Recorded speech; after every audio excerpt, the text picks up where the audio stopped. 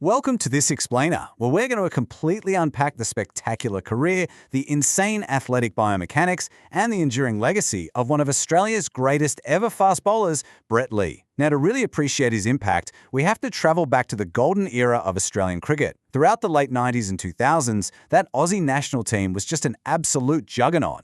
We're talking a lineup packed with generational talents. Yet, even among those titans, a young, blonde surfer-looking kid from New South Wales managed to instantly grab the world's attention. Today, we're focusing on the man affectionately known as Binga, a cricketer who defined a whole era of the sport with sheer, unadulterated express pace and a completely undeniable charisma. So here's the big question. Is it possible that the most terrifying fast bowler of a generation, literally launching 160km/h missiles, was actually the nicest guy in cricket? Let's dive right into this fascinating paradox of a man who ruthlessly crushed toes on the pitch, but somehow won everyone's hearts off it. Just put yourself in the batter's shoes for a second. You're 22 yards away, a rock-hard leather ball is being hurled at you at over 150 Ks. That's faster than the speed limit on the highway, and it's heading straight for your ribs. You have less than half a second to react. It's an act of extreme, terrifying hostility. But then a split second later, that exact same bowler flashes this warm, totally genuine smile at you. It's this wildly rare mix of devastating aggression and old-school sportsmanship that we practically never see in elite sports anymore. Okay, here's how we're going to break this down today. First, the smiling assassin. 2, a blistering career timeline. 3, spectacles of speed. 4, scrutiny and setbacks. 5, the scholar's verdict. And finally, his 5 pillars of greatness. Let's kick things off with part 1, the smiling assassin, where pace meets personality. Born back in November 1976 in the coastal city of Wollongong, Brett Lee grew up in a super sports-focused family. He'd play these fiercely contested backyard cricket matches with his older brother, Shane, who, by the way, also ended up playing for Australia. Those backyard battles were legendary for their intensity. Now, Brett always credited his mom, who was a dedicated sprinter, for giving him those fast-twitch genetics you absolutely need for explosive speed. But as we know, genetics only get you so far. Inspired by his idol, the terrifying South African quick Alan Donald, this 9-year-old kid set a massive goal. He decided he was going to break the 160km/h barrier and wear the baggy green. And to get there, well, he admitted he wasn't always the most naturally gifted bowler at the academy, but his hunger, unmatched. He possessed this borderline obsessive drive to train harder, run further, and just outwork absolutely everyone else. And man, when that hard work paid off and he knocked over your stumps, you definitely knew about it. He'd unleashed his signature chainsaw celebration. It was this massive, adrenaline-charged leap, followed by a violent, revving arm pump like he was starting up a chainsaw. Pure theater. It just showed a guy completely dialed into the thrill of taking wickets at extreme pace. But here's where it gets interesting. The moment he stepped over the boundary rope at the end of the day, that fierce, chainsaw-wielding menace just vanished. In his place was this incredibly polite, soft-spoken guy. Actually, fun fact, early in his career, to fund his cricket dreams, he worked in a menswear shop, just chatting with customers and casually playing acoustic guitar in his downtime. That crazy duality is exactly why the public loved him so much. Now, to really grasp Lee's longevity, we've got to compare his mechanics to his biggest rival in the speed department, Pakistan's Shoaib Akhtar. While Akhtar, the Rawalpindi Express, relied on this massively long run-up and raw, violent body rotation that hyperextended his joints for short, devastating spells, Lee was different. Fast bowling is notoriously unnatural for the human body, but Lee, he made it look like poetry. He used a shorter, super rhythmic run-up to gather momentum perfectly. His delivery stride was incredibly smooth and repeatable, featuring a high, braced front arm. Because he was an absolute fanatic about his cardiovascular fitness, Lee could sustain 150-plus speeds incredibly deep into his spells. He'd come back for his 4th spell in a grueling test match, still pushing the speed gun to the limit, without his action breaking down. It was just an engineering marvel. Moving right along to part 2, a blistering career timeline. Let's look at his eras of dominance. His entrance to the world stage was basically out of a movie. Picture this, December 1999, the iconic Boxing Day test at the Melbourne Cricket Ground. Tens of thousands of screaming fans. Brett Lee makes his debut against India, and on just his 4th delivery, he completely shatters the stumps. He finished that innings with a spectacular 5 wickets for 47 runs. Talk about arriving with a bang. He quickly moved into the ODI squad in 2000 and was even part of the very first T20 International in 2005. Despite the insane physical toll of his pace, he adapted and thrived across all 3 formats. But eventually, biology wins. To preserve his battered body, he retired from Test cricket in 2010, walked away from internationals in 2012, and finally bowed out of all competitive cricket in 2015 after a hero's farewell in the Big Bash League. All right, let's get into part 3, spectacles of speed and breaking records. If you remember nothing else about his athleticism, remember this number, 161.1 kilometers per hour. That is exactly 100.1 miles per hour. He unleashed this absolute thunderclap against New Zealand's Craig Cumming in 2005. To this day, it officially stands as the second fastest recorded delivery in cricket history, just a tiny fraction behind Akhtar's record.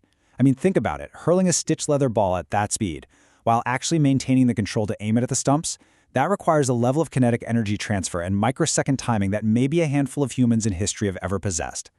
When a ball travels that fast, it literally sounds different off the pitch. It defies normal aerodynamics. But he wasn't just a speed gun novelty. His overall stats are staggering. Over his 13-year international career, Lee secured more than 700 wickets.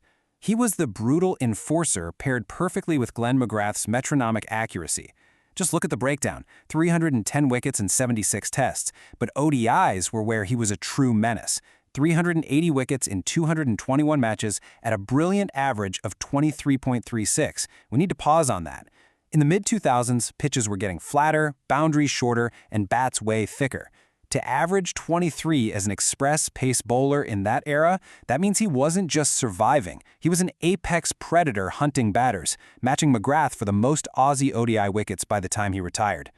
And a huge highlight of his white ball dominance happened at the 2003 World Cup in South Africa. Honestly, Lee was unplayable that tournament. Armed with these lethal, toe-crushing Yorkers and devastating reverse swing, where the old ball suddenly curves violently at extreme pace, he became the first Australian to ever take a World Cup hat-trick. In a single over against Kenya, he completely vaporized their middle order. 3 balls, 3 wickets. It was a masterclass in aggressive fast bowling that spearheaded Australia's undefeated run to lifting the trophy, a feat they'd repeat 4 years later in the Caribbean. Which brings us to part 4, scrutiny and setbacks. The trials of a fast bowler. Look, it wasn't always smooth sailing. Bowling that fast comes with intense professional and physical hurdles.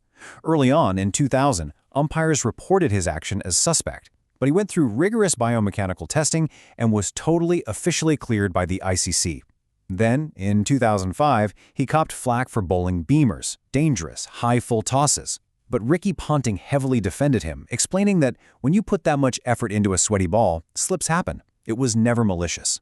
But his absolute biggest opponent? His own body. Fast bowling puts up to 10 times your body weight through your front foot. The stress is unbelievable. He went through ankle surgeries, spinal stress fractures, and 2 massive elbow reconstructions. There's this crazy anecdote where he threw a ball from the deep outfield and the sheer force separated the bone in his elbow. His arm literally turned blue and went numb. And what did he do? He pleaded with the captain to let him bowl the very next over. Lesser athletes would have quit years earlier, but Lee's mental grit was just off the charts. And speaking of grit, one of the most defining moments of his character actually happened with a bat in his hand during the legendary 2005 Ashes at Edgbaston. Australia was on the brink of defeat, needing 107 runs to win, with just 2 wickets left. Lee dug in. He took a terrifying, bruising barrage of bouncers to the helmet and body, but forged an epic 43-run stand with Michael Kasperwitz. Against all odds, they got within 2 runs of a miracle before Kasperwitz was caught. The defining image of that match is a devastated Brett Lee crouching on the pitch in total heartbreak, being consoled by England's Andrew Flintoff. It's easily one of the greatest displays of sportsmanship ever captured on camera, and it just highlights the profound respect Lee commanded from even his fiercest rivals. Moving on to part 5, the scholar's verdict. Let's talk pure respect.